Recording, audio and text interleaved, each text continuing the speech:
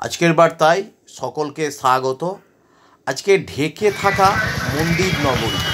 প্রথমে আমরা চলে এসেছি এই মৌলক্ষা মন্দির। এনাকে মা তারা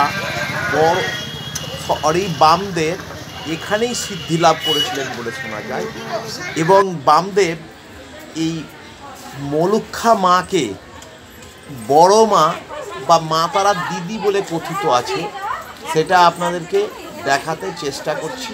এই মৌলক্ষা মন্দিরে ঢুকে গেছি, সরাসরি স্বয়ং মৌলক্ষা মা, ইনি মা তারার দিদি বলে শোনা যায়। এখানেই নাকি বামদেব প্রথম সিদ্ধি লাভ করেছিলেন বলে শোনা যায়, এবং মা তারা এনাকে বামদেব এনাকে মৌলক্ষা মা বলতেন, আর তারাপীঠের মা তারাকে বলতেন ছোট মা বা মা তারা। তো আজকে সেই মৌলক্ষা মা আপনাদেরকে দর্শন করাচ্ছি, এবং তার সাথে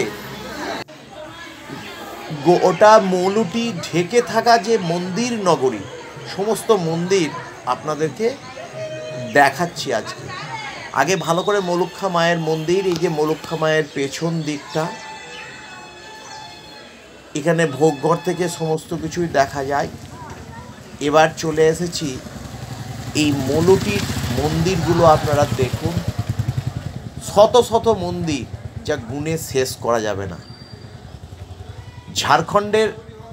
ঝাড়খণ্ডের মৌলটি বলে একটি জায়গা, রামপুরহাট থেকে 18 কিলোমিটার রাস্তা, খুব সহজেই আসতে পারবেন। টোটো বা নিজস্ব বাইক থাকলে খুব সহজে আসা যায় এই মৌলটি দর্শন করতে। এটা একটা প্রচার বিমুখ জায়গা, এখানে আসলে আপনার মন ভুলিয়ে যাবে। তার সাথে মা কালী যে পূজা হয়ে গেল, এবং তার সাথে এই যে এক একটা মন্দির দেখুন, যেন পুরনো ইতিহাসের স্মৃতি বহন করছে। আমাদের সৌভাগ্য, আমরা ওই কালী পুজোর পরের দিনই পৌঁছেছিলাম, এবং তার সাথে আপনাদের এই মন্দিরগুলো দেখাতে চেষ্টা করছি। এই দেখুন, কিছু কিছু মন্দির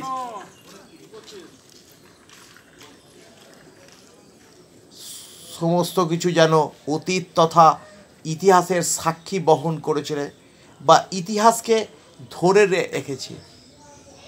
কবে নির্মিত, এটা সবথেকে ভালো। দেখুন, মন্দির, মসজিদ, চার্চ একই জায়গায়, অর্থাৎ তখনই সাম্প্রদায়িকতার বীজকে এরা মুক্ত করতে চেয়েছিল। এই মন্দির তারই নিদর্শন। এখানে মন্দির, মসজিদ এবং চার্চ বা গির্জা একসাথে, এবং প্রত্যেকটা মন্দিরেই এখানে শিবের পুজো হচ্ছে।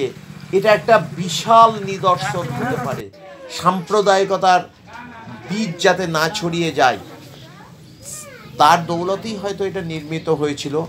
এখানে দেখুন আরও অজস্র শিবের মন্দির, হয়তো গুণে শেষ করা যাবে না। এক ধরনের মন্দির নগরী বলা যায়। দেখুন, ঝাড়খণ্ড বলে শিব মন্দির, এটা কোথাও বাংলা বা কোথাও হিন্দিতে লেখা আছে, অজস্র, এটা বলে শেষ করা যাবে না। শুধু শিব মন্দির, আমাদের সময় কম ছিল বলে আপনাদেরকে অতটা ভালো দেখাতে পাচ্ছি না, কিন্তু এই মন্দির দেখলে আপনাদের প্রাণ জুড়িয়ে যাবে। এই ভিডিওটা কেমন লাগলো অবশ্যই দেখাবেন, ঘাবড়াবেন না, এখনও অনেক আছে। এবং যদি ভালো লাগে তো তাহলে অবশ্যই সাবস্ক্রাইব এবং শেয়ার আশা করছি।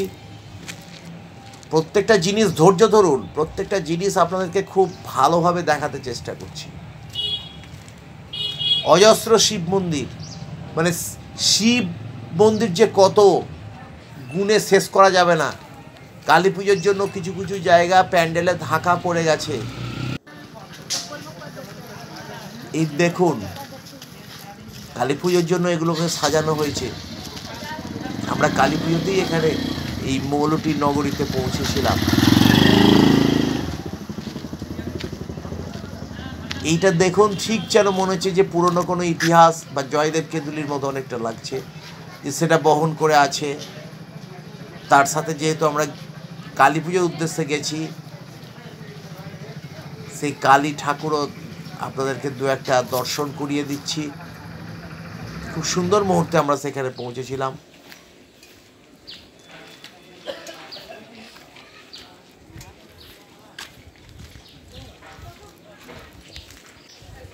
চারিদিকে যেখানেই তাকাবেন শুধু মন্দির, অথচ যার কোনো প্রচার নেই।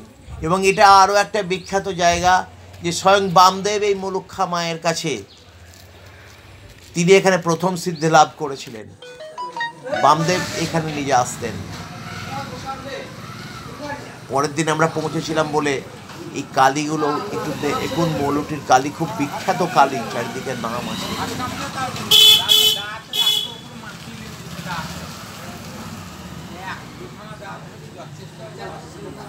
হাজার এর মধ্যে কিছু, এই যে আমরা আপনাদেরকে দেখাতে চেষ্টা করছি, এই দেখুন, এই মন্দিরগুলো ভেঙে গেলেও অনেকটা পুরনো স্মৃতি বহন করছে। ঠিক যেন এগুলো দেখে মনে হচ্ছে যে কতকাল আগের স্মৃতিকে ধরে রাখতে চেষ্টা করা হচ্ছে। এখানে পুরনো সেই বাংলা